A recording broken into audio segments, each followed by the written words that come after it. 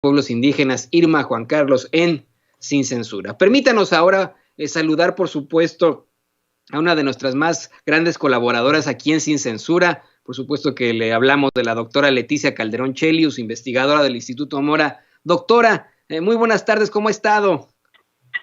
Pues muy bien, Toño. Aquí también con un poquito de solecito. Ya sé que ustedes están con frío, pero acá afortunadamente empieza ya a despuntarnos el clima, un clima más bonito. No tanto el frío, está nevando desde anoche y no ha dejado de nevar. Si uno voltea las ventanas aquí en Chicago, se va a dar cuenta que está, cayendo más nieve que nunca, ¿no? Parece nevería, pero adentro, ¿no? En Tepoztlán, pero así estamos aquí en Chicago, doctora, y muchas gracias por los buenos deseos. Pues, ¿qué le parece que vamos con los temas? En estos momentos hay definitivamente una campaña muy mezquina de culpar a los contagiados de coronavirus como estrategia mediática. Tantos por ahí que han estado asegurando que el presidente López Obrador tiene la culpa de todo lo que le pasa por no ponerse el cubrebocas, cuando se lo pone obviamente en los aeropuertos, por hacer sus giras, por ejercer como presidente. Hoy el periódico El Universal, a todas luces, intenta, ahí tiene don David está poniendo las imágenes, intenta demostrar que el presidente López Obrador incluso fue un foco de contagio, doctora, casi como una sopa de murciélago lo ponen, ¿no? Y lo digo como un eufemismo porque yo sé que no se ha demostrado que fue la sopa de murciélago, es el meme, pues, ¿no? Pero así ponen al presidente López Obrador. Está esta estrategia muy mezquina, una estrategia de culpar a los contagiados del coronavirus, doctora.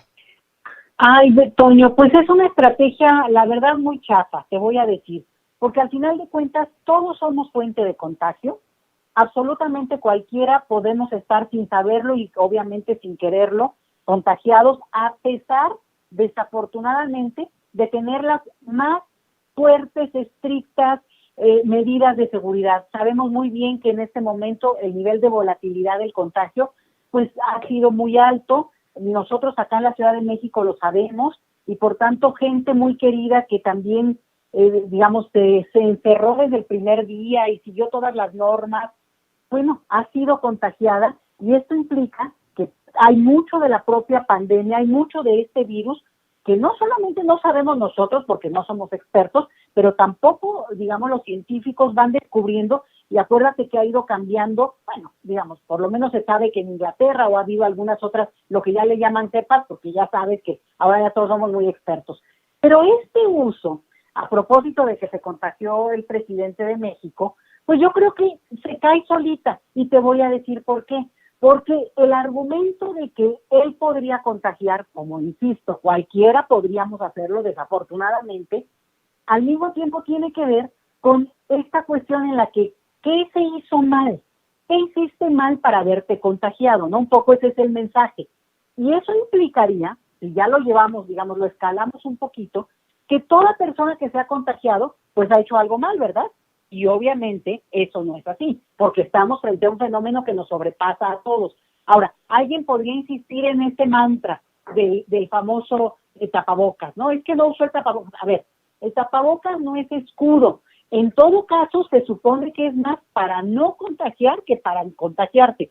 Así que usar el tapabocas tampoco es un elemento que pueda impedir al 100% que alguien o no contagie o no se contagie.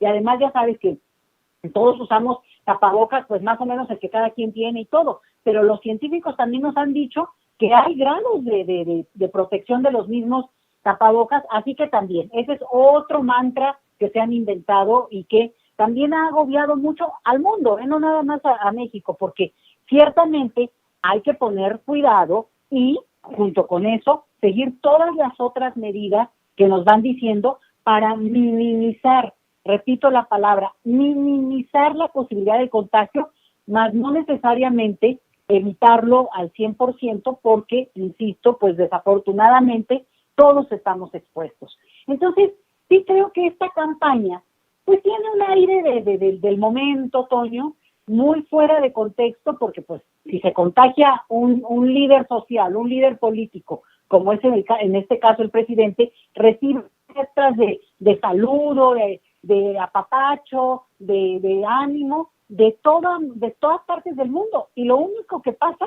es que al final de cuentas se vuelve noticia mundial. Entonces, si aquí la lectura es, en algunos medios, y en algunas, digamos, editorialistas, como lo van moviendo, es insistir, irse a esta parte de qué hizo mal el señor presidente o porque se la buscó, que ese es el otro argumento bien perverso, Toño, porque cuando dicen, es que él se la buscó, ¿no? Él se arriesgó. Bueno, perdónenme, pero todos nos arriesgamos ya nada más con el hecho de vivir, primero. Y la otra es que nadie puede estarse buscando su propio mal. Eso es absurdo. Eso es casi, por favor, de principio elemental. Entonces, si hay una parte en que tú acabas culpabilizando a quien está siendo afectado, estamos en un juego muy peligroso, Toño, porque este es el mismito discurso que al final también justifica, digamos, que le pasó a alguien algo, pues algo habrá hecho, se la habrá buscado, qué hizo mal para haberse merecido semejante cosa. Entonces, yo sí veo algo que no es tan superficial en ese punto, porque bueno, al final te digo que es como que el golpeteo de la semana a propósito de un nuevo capítulo, vamos a decir, pero que sí hace y sí recurre a algunas cuestiones que son como fibras sensibles de nuestra cultura y de nuestra forma de explicar cosas, ¿no? Bueno, cuando hay crimen organizado, dices, bueno, pero nada más van contra los que están en las mafias, ¿no? Y cuando desafortunadamente nos damos cuenta que es una cosa que está ahí a la orden del día y que puede afectar a cualquiera, pues también ya se volvió como demasiado tarde en el sentido de que no convocó desde el inicio a la solidaridad de todos y a cerrar filas, por dar un ejemplo, ¿no? En este tema lo mismo, pero a lo que me refiero es cómo el discurso nos jala, ¿no? A temas que no son recurrentes en términos de, pues es el otro, no soy yo, o yo lo veo muy lejano, cuando en este momento sabemos muy bien, no solamente del daño tremendo, letal, dolorosísimo, Toño, que tiene esta pandemia para miles de personas en nuestro país y en el mundo ya en millones, sino que es algo que va más allá de la persona. Y te agrego, también nos enteramos ayer que el señor Carlos Slim, el hombre más rico de América Latina, está contagiado. Le deseamos que muy pronto, digamos, ya se salga ese bicho horroroso, pero que nadie diría qué habrá hecho mal, pues qué habrán dado haciendo, porque es obvio que es caer en un argumento absolutamente, digamos, no solo pedestre, sino incluso miserable, Toño. Entonces, hay que entenderlo en esta dimensión más de lo político, del golpeteo, pero yo les trato de ofrecer algunos elementos para tampoco clavarse y sobre todo poderlo ver en su dimensión de miseria humana al reproducir ese tipo de argumentos, Toño. Así es verdaderamente ruin, si me lo permite decir, es ruin, es mezquino, doctora, cuando tener a gente que diga, bueno, es que este se contagió porque hizo esto y de aquello, especialmente cuando se trata de un político. Yo ayer lo decía, creo que en el caso del presidente López Obrador, pues es uno de los trabajadores esenciales, ¿no? Yo creo que él sí debió recibir la vacuna desde el principio, por pura congruencia, y por eso pasará la historia. Dijo, no, pues hasta que me toque. Pero mientras tanto, el presidente López Obrador fue congruente, y él como trabajador de esencial que es para los mexicanos, como el presidente de la República, evidentemente tenía que andar de aquí para allá, honestamente, ¿no? Atendiendo los asuntos del país. No es el único presidente que ha enfrentado este tipo de situaciones.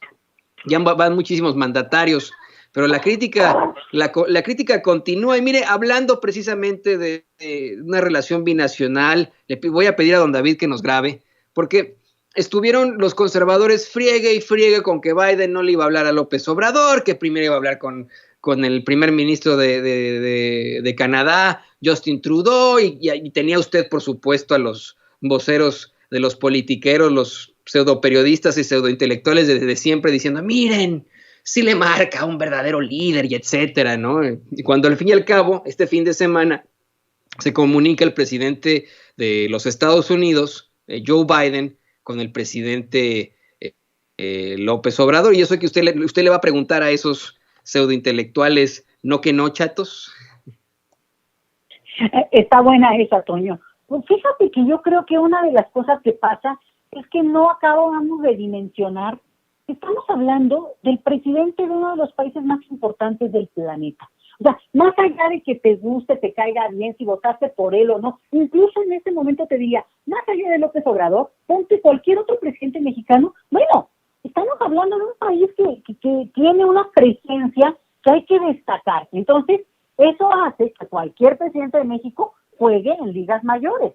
A lo mejor, digo, juega así a la defensiva de repente, ¿verdad? Pero bueno, juega. Ahora, lo ponemos en el contexto actual.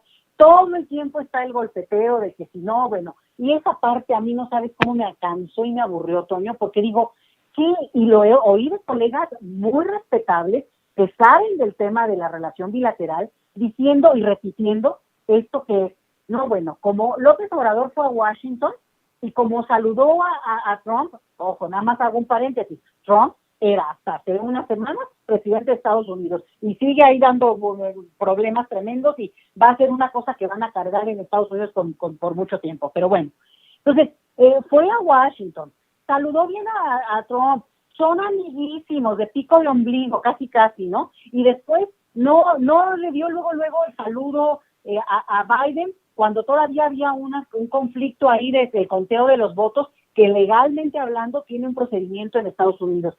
Entonces, todos estos argumentos que se han, digamos, desde mi punto de vista, se van cayendo cuando tú dices, primero, como lo digo, tienes a un presidente que tiene que hacer el papel de presidente que implica sentarte con el presidente de otros países con los que tienes que negociar. ¿Quién más que con Estados Unidos?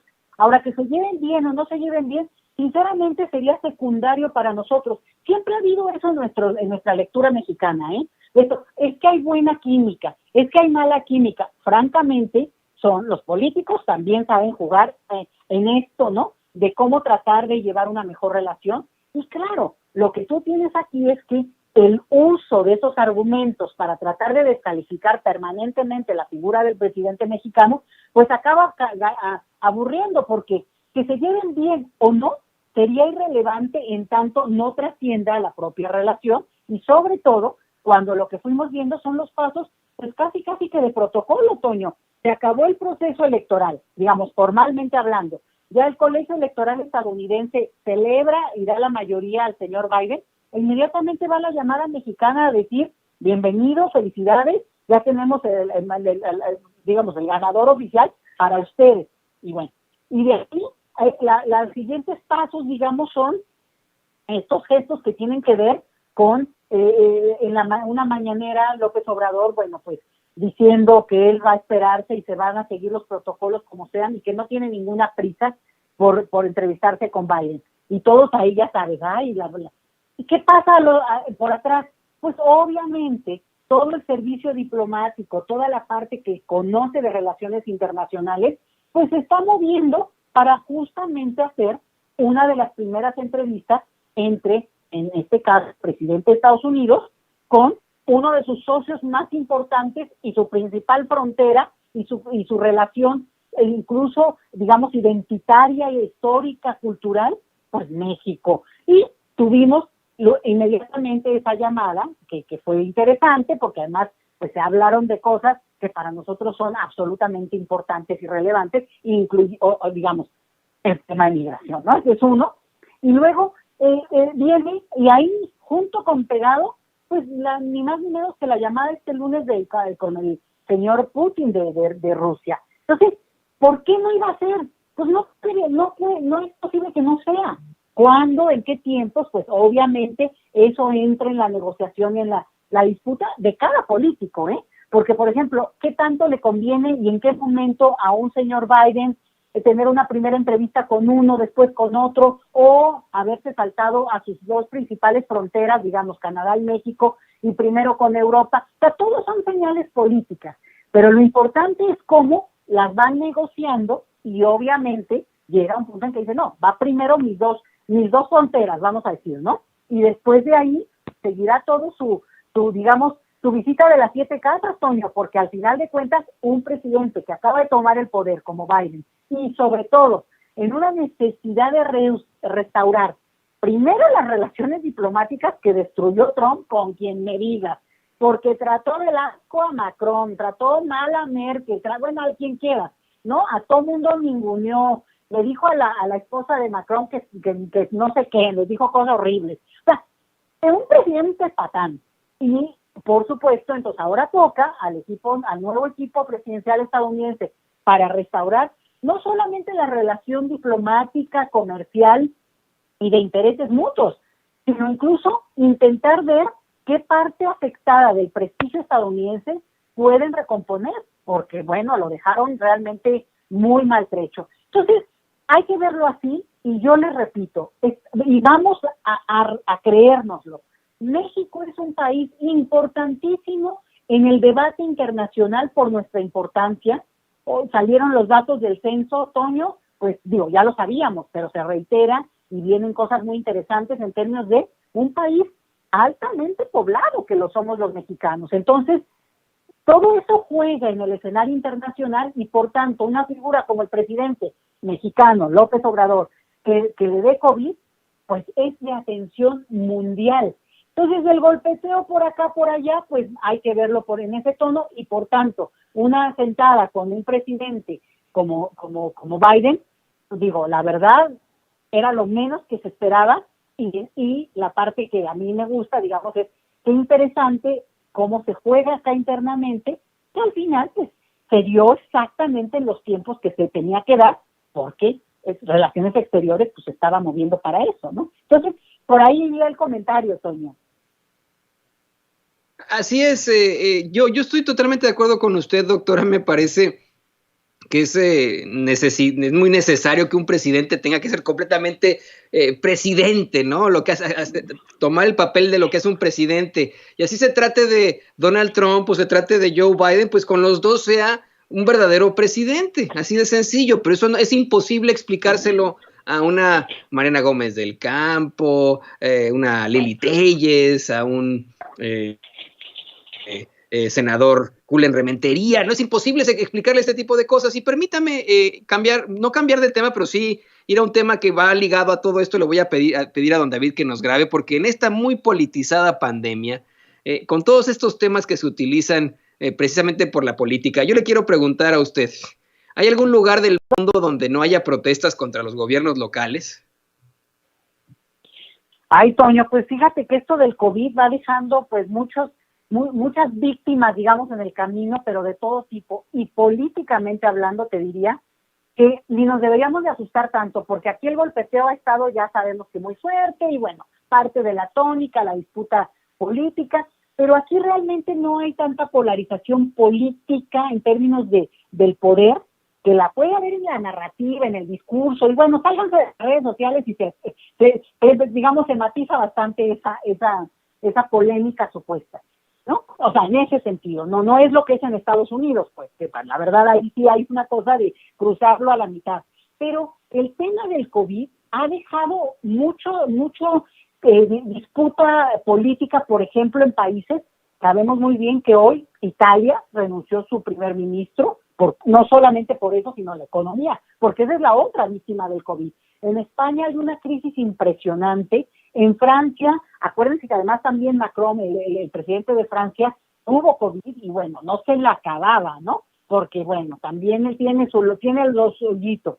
Y luego, bueno, el mismo también primer ministro en Inglaterra, ¿no? En Reino Unido, que tuvo también en su momento COVID y que es todo un personaje. Y en este año que hemos vivido con el COVID, bueno, se inició el Brexit, acuérdense la salida de todo el fin, digamos, de la estructura que tenía el proyecto de la Unión Europea y por tanto las consecuencias políticas que se están viviendo al interior en el escenario del COVID, pues son fuertísimas, porque empiezas a restringir la movilidad en el momento en que necesitas la mayor productividad, echar a andar tu maquinaria, ¿no? Productiva, y no puedes permitir la movilidad de tus trabajadores, de tus empresas. Entonces, un tema delicado. Y en nuestro continente, bueno, Brasil es un caso que hay que seguir. Y ojo, porque hay que seguirlo no solamente porque hay interés, porque es nuestro, además, aliado, ahorita en este momento no socio, pero bueno, un pueblo hermano. Porque realmente la situación está muy grave, Toño. Siendo un país tan grande, pues, y déjame decirte, muy desarrollado en términos científicos.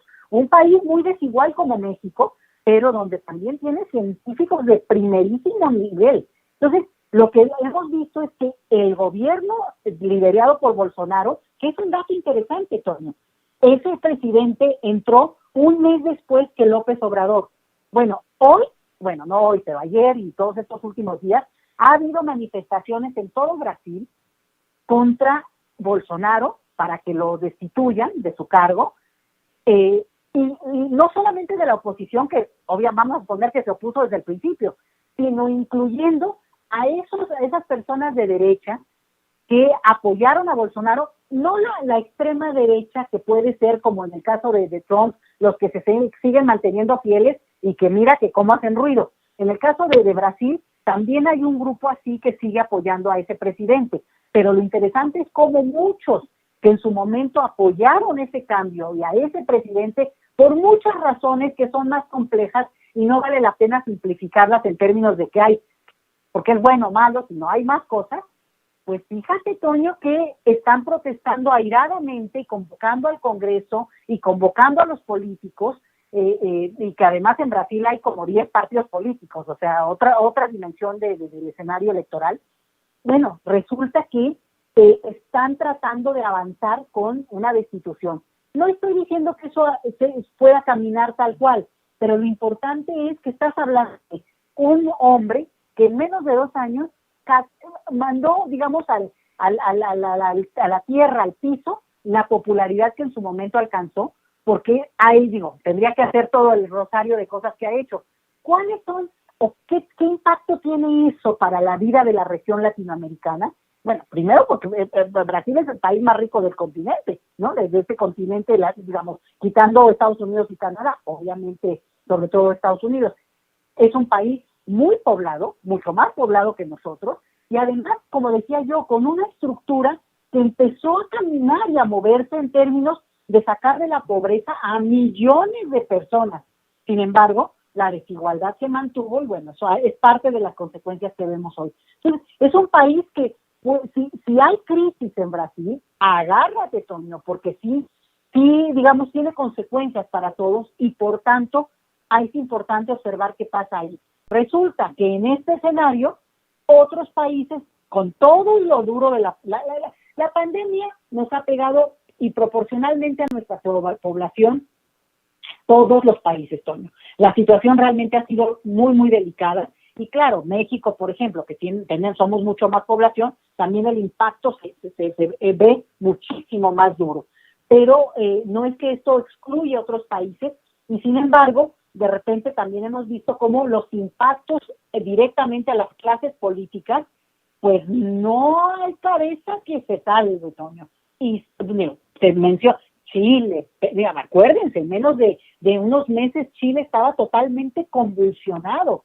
Perú cambió incluso todo el presidente nuevamente, que ha cambiado varias veces. Entonces, lo pongo en contexto porque creo que cuando vemos el golpeteo en el caso mexicano, pues es parte de la política por un lado, y las mezquindades pues lo son de toda la clase política, tiene ese juego también, discursivo para tratar de descalificar, se les pasa la mano, pero vamos a decir que está ahí, y sin embargo, tal vez hay que voltear a ver cómo están cada uno de los países en el contexto de otros temas que permiten explicar, por ejemplo, popularidad de quienes gobiernan o apoyo a pesar de la crisis o incluso, por ejemplo, cuestiones muy básicas como la economía, que todas están en el hoyo, no te voy a decir, pero cómo hay expectativas de que se mueva una u otra, y ahí es donde están las crisis más que conmocionan más, Toño.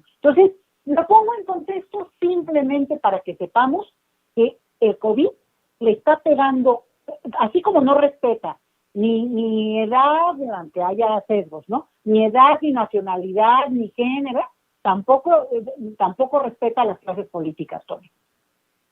Sí, exactamente. Hay que ser muy claros con eso. Yo lo he dicho aquí en Sin Censura una y otra vez. Esta es una cuestión biológica, doctora. No es una cuestión política. Es una tragedia humana que estamos enfrentando en todo el mundo y no nos podemos quedar con la mera idea hasta infantil de decir es que es culpa el gobierno de Wuhan, China, y luego fue culpa del gobierno de Estados Unidos. No, pues es ridículo eso, ¿no? O sea, eso es, no podemos irnos de esa parte, es una tragedia humana que buscamos se pueda resolver tan pronto como sea posible. Doctora, ¿qué le parece que nos comparte, por favor, sus redes sociales para que la gente se ponga en comunicación con usted? Como siempre, una opinión muy importante, con muchísima fuerza, la que usted hace aquí en Sin Censura, la doctora Leticia Calderón Chelius. Claro, Toño, muchas gracias. Mira, en @migrantólogos y también en @Leti Chelius, por mi apellido. Y bueno, y también digamos, de la producción académica de la que soy parte, pues a través de el Instituto Mora, que pueden ustedes consultarlo, pues entrando así, directos, no tienen que googlearle, con googlearle ya pueden entrar y conocer lo que producimos ahí. Así que eso, Tony, pues agradecerte siempre y también mandar un abrazo a todo el equipo de Sin Censura. Hombre, el agradecimiento es nuestro, doctora. Para nosotros siempre es muy importante poder hacer estos contactos con usted, reflexionar. Fíjese, yo siempre digo, filosofo con la doctora Leticia Calderón Chelius cada vez que platicamos de este tipo de cosas. Me gusta muchísimo siempre tener este comentario suyo para reflexionarlo después durante el día. Y bueno, pues le agradecemos. Nos vemos la próxima semana, doctora. Nos vemos, Toño. Un saludo grande y que se les baje el frío por allá. Gracias. La doctora Leticia Calderón Chelius, usted lo sabe perfectamente, colaboradora de Sin Censura, investigadora del Instituto Mora, experta en asuntos de migración.